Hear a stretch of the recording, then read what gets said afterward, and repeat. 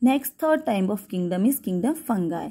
But in kingdom fungi, some of the organisms which resemble some of the features with plants and some with the animals fall under the kingdom fungi. Fungi are plant-like and then they have a cell wall. Now we will differentiate between fungus and the plants.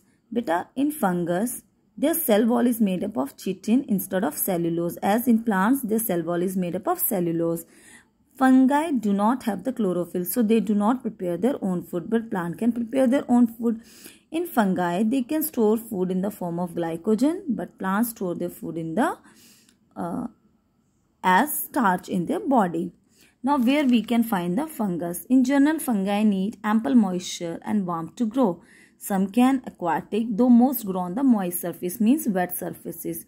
Most of the fungi are saprophytic. Beta, in bacteria also I told saprophytic means which lives on the dead and decay organic matters.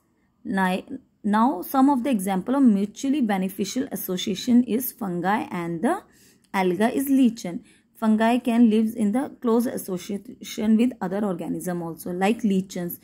Have you seen this type of things in the bark of the trees? Beta, lichen is made up of fungi and algae. In this case, both live together, mutually benefited. Fungi give moisture, anchorage and nutrient from the surrounding to the algae, and algae produce food for algae and the fungus.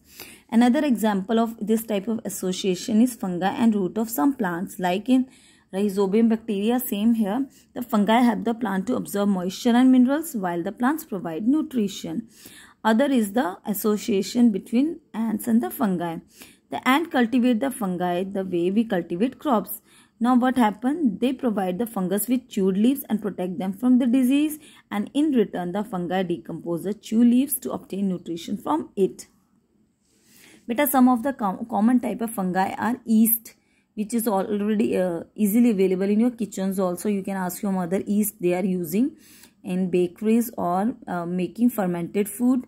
Then mushrooms, the mushrooms we are eating, white button mushrooms, and moles. Moles you can easily see nowadays. It's rainy season, so when your shoes are wet, you can see after a few days you can see white layers, or moles are easily available on the bread. Stale bread you can find the moles.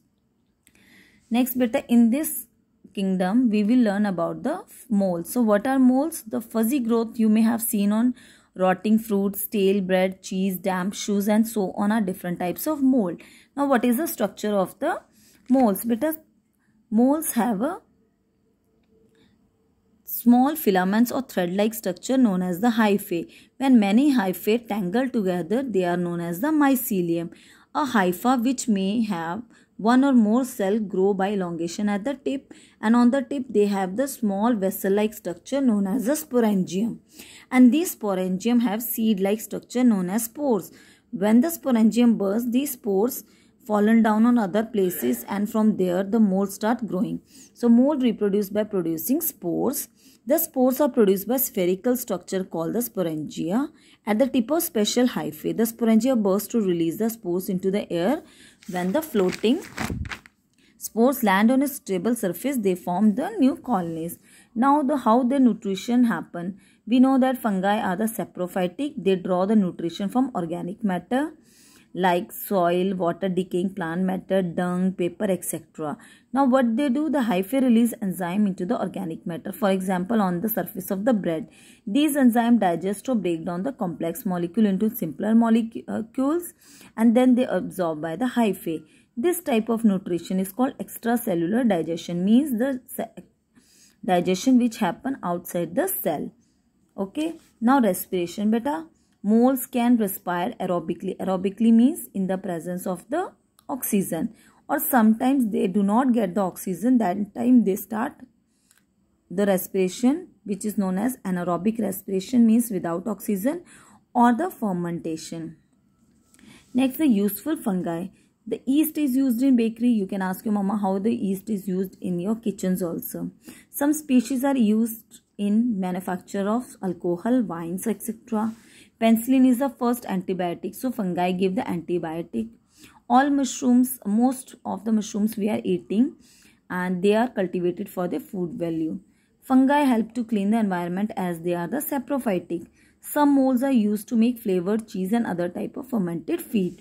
Now harmful fungi. Beta, we know that fungi cause disease in human beings, plants and animals also. So now study all this. Means you have to study about their structure, nutrition, reproduction, useful and harmful type of fungi.